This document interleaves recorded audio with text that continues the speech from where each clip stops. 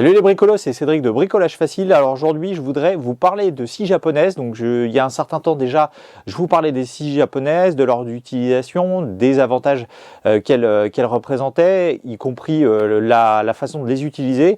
D'ailleurs, je vous mettrai un lien vers la vidéo si jamais ça vous intéresse. Mais aujourd'hui, je voudrais vous parler de l'une d'entre elles, la scie japonaise de chez Wolfcraft. Donc je vous propose de la voir en détail dans la séquence qui suit. À tout de suite.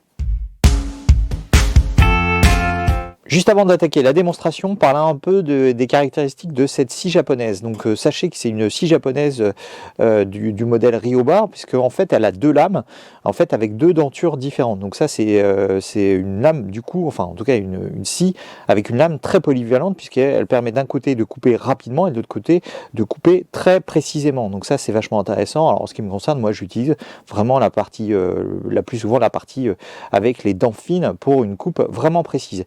En ce qui concerne sa longueur totale, donc on est sur une longueur de 570 mm et pour un poids total de 285 grammes, hein, donc c'est relativement léger, en tout cas ça ne gêne pas du tout, et vous avez un manche aussi très très long, donc ce qui permet vraiment de la manipuler assez facilement. L'un des gros intérêts de cette scie japonaise de chez Wolfcraft, c'est qu'on peut la ranger plus facilement en retirant la lame comme je viens de le faire, en dévissant tout simplement la vis. Donc vous voyez comme ça, vous avez la lame et le manche en deux parties, ce qui vous permet de gagner pas mal de place pour la ranger plus facilement. Et donc là, on peut la remettre aussi, hop, voilà, bien cranté et maintenant vissé. Alors ne faites pas comme moi, gardez les protections des lames, hein, surtout si vous voulez la ranger dans les tiroirs, ça vous évitera d'une part d'abîmer les dents, mais d'autre part aussi de vous blesser.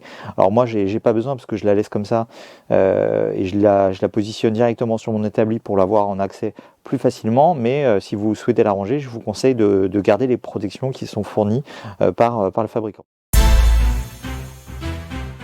Voyons maintenant une démonstration de cette scie japonaise. Donc on a sur la lame deux dentures, une avec des dents importantes et l'autre avec des dents beaucoup plus fines. D'ailleurs, la deuxième lame a double denture en fait pour être beaucoup plus efficace. Donc sur du bois comme ça, je vais plutôt partir sur la lame fine. Donc la découpe, vous avez vu, elle est assez facile, assez efficace. Et surtout, en fait, si vous n'avez jamais utilisé de scie japonaise, sachez que on va tirer sur la lame pour la couper, ce qui évite de la plier. Parce que si je devais en fait pousser, il y a de grandes chances que je plie légèrement la lame. Et comme elle est très souple, on risque d'abîmer le support ou même d'avoir du mal à couper le bois. Alors que là, en tirant, ça se fait très naturellement.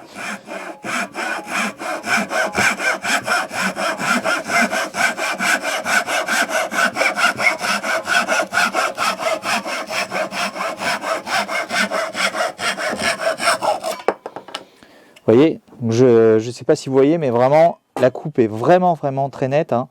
Donc il y a très peu d'échardes. Et sur le BVC, c'est encore plus impressionnant. Hein. Vous n'aurez pas besoin de les bavurer, ou très peu en tout cas. Donc ça, c'est vraiment très intéressant. Et maintenant, ce que ça donne avec du médium, et cette fois-ci, je vais attaquer avec les grosses dents.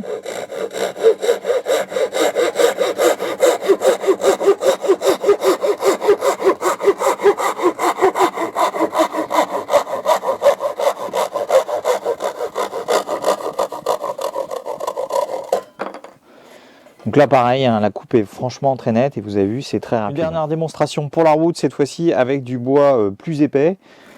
Voilà, j'attaque doucement.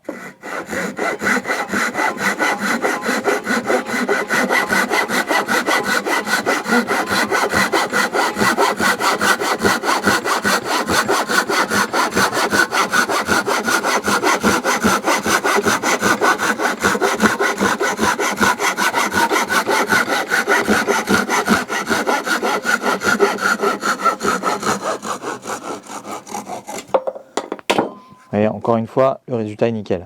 Cette présentation touche maintenant à sa fin.